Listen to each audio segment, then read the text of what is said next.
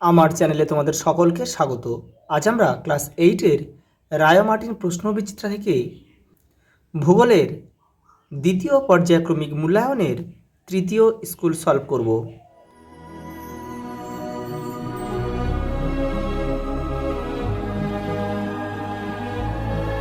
প্রথম প্রশ্ন, সঠিক উত্তরটি বেছে নিয়ে লেখো। পৃথিবীতে নিম্নচাপ বলয় রয়েছে কতগুলি? অপশান বি আমাদের সঠিক উত্তর, 3টি। বাণিজ্য বায়ু বলা হয় আয়ন বায়ুকে। যে তাপমাত্রায় বায়ু সম্পৃক্ত হয় তাই হলো শিশিরাঙ্ক। উত্তর আমেরিকার সর্বোচ্চ পর্বতশৃঙ্গ হল মাউন্ট ম্যাককিনলে। পরের প্রশ্ন দেখো, পৃথিবীর রবারের রাজধানী বলা হয় অ্যাক্রনকে। পৃথিবীর দীর্ঘতম পর্বতমালা আন্দিজ পর্বতমালা।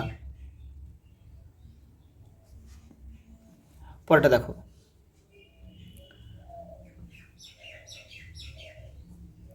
চল্লিশ ডিগ্রি দক্ষিণ অক্ষরেখা বরাবর পশ্চিম থেকে পূর্বে সশব্দে প্রবাহিত পশ্চিমা বায়ুকে বলে গর্জনশীল চল্লিশা।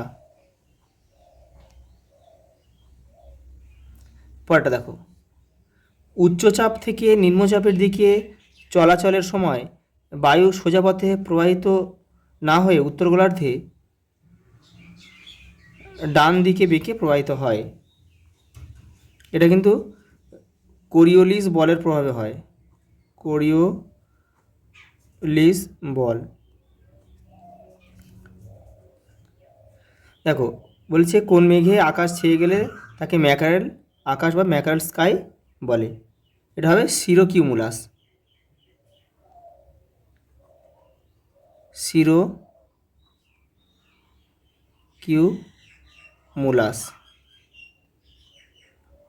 পরেরটা দেখো, উত্তর আমেরিকার কোন শহরকে পৃথিবীর কসাইখানা বলা হয়? চিকাগো বা শিকাগো?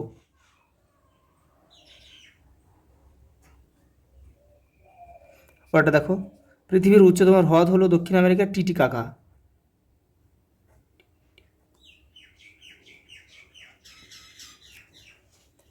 পরেরটা দেখো, নিচের বাক্যটি ঠিক হলে বাক্যটির পাশে সত্য বা ভুল হলে মিথ্যা লিখতে হবে। দেখো, পৃথিবীর বৃহত্তম মোটর গাড়ি নির্মাণ কেন্দ্র ডেট্রয়েট, তাহলে এটা সত্য। পৃথিবীর উচ্চতম জলপ্রপাত অরিনোকো নদীর উপর সৃষ্টি অ্যাঞ্জেল জলপ্রপাত, এটাও সত্য। পরেরটা দেখো, চিনুক হলো একটি শীতল ও শুষ্ক স্থানীয় বায়ু, এটা মিথ্যা। কারণ চিনুক একটা উষ্ণবায়ু। এটা যে রকি পার্বত্য অঞ্চলে প্রবাহিত হয় এটাকে তুষারভক্ষক বলা হয়। যে যন্ত্রের সাহায্যে বৃষ্টিপাতের পরিমাণ মাপা হয় তাকে বলা হয় ব্যারোমিটার, এটা কিন্তু ভুল বা মিথ্যা আছে।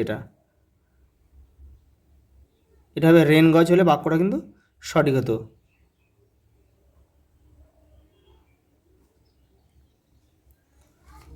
পরেরটা দেখো,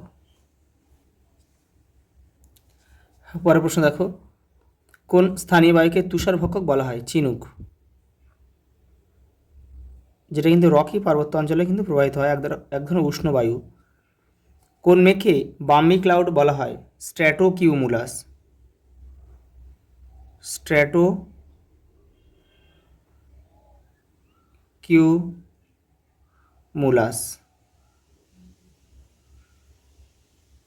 পরেরটা দেখো, কর্ডিলেরা শব্দের অর্থ কী? শৃঙ্খল।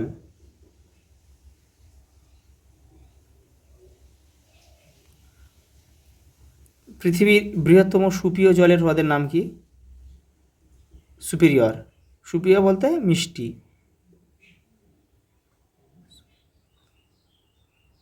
সুপিরিয়র। এটা কিন্তু উত্তর আমেরিকায় অবস্থিত যে পঞ্চ হ্রদ আছে তার মধ্যে একটা। আমেরিকা যুক্তরাষ্ট্রে কোথায় সর্বাধিক গম চাষ হয়? ডাকোটা রাজ্যে।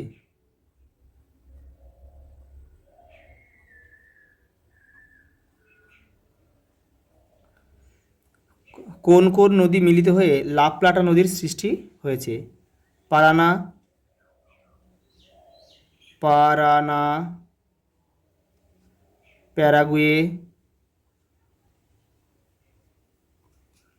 আর হচ্ছে উরুগুয়ে। পরেরটা দেখো, মাংস রপ্তানিতে কোন দেশ পৃথিবীতে প্রথম স্থান অধিকার করেছে? আর্জেন্টিনা।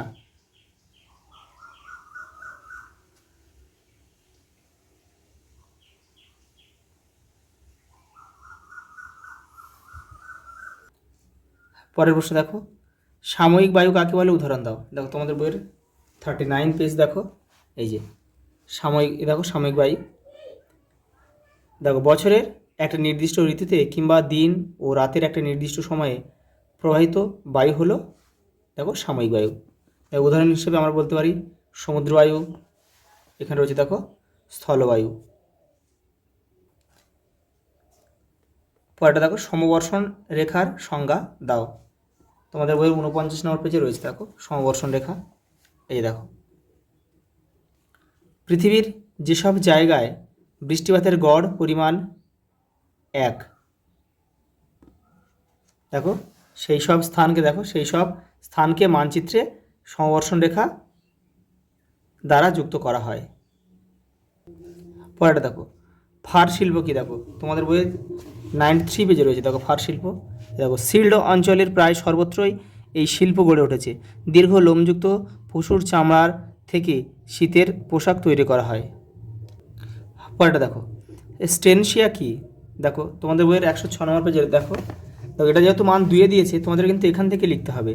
এই যে পম্পাস অঞ্চল পশুপালনের উপযোগী, এখান থেকে তোমাদের কিন্তু এই পর্যন্ত লিখতে হবে।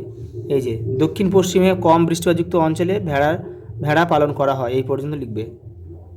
দেখো পরেরটা দেখো, কোন স্থানীয় বায়ুকে দ্য ডক্টরস বলে? কেন বলে? হারমাট্টান,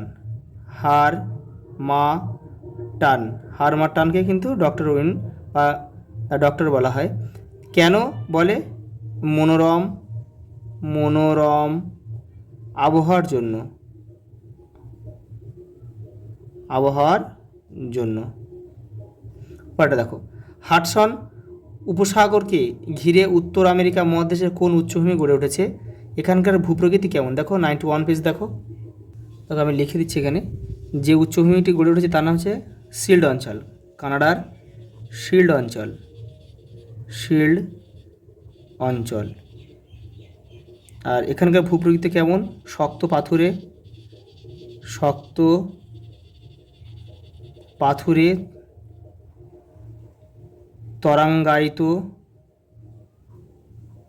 তরাঙ্গায়িত প্রাচীন ভূখণ্ড।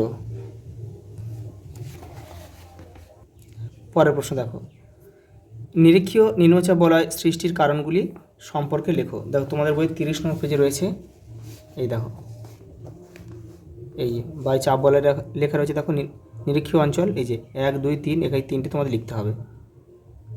পরের প্রশ্ন দেখো, পরিচলন বৃষ্টিপাত নিরক্ষীয় অঞ্চলে বেশি হতে দেখা যায় কেন? দেখে নাও, তোমাদের বইয়ের 46 নম্বর পেজে রয়েছে। এই দেখো এখান থেকে পুরো এই পর্যন্ত লিখতে হবে। পরের প্রশ্ন দেখো, কোন নদী উপত্যকায় গ্র্যান্ড ক্যানিয়ন গড়ে উঠেছে?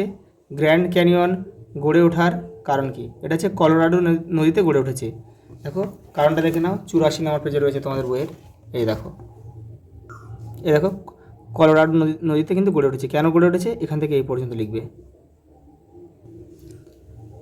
পরেরটা দেখো, দক্ষিণ আমেরিকার প্রধান নদীগুলি কী কী?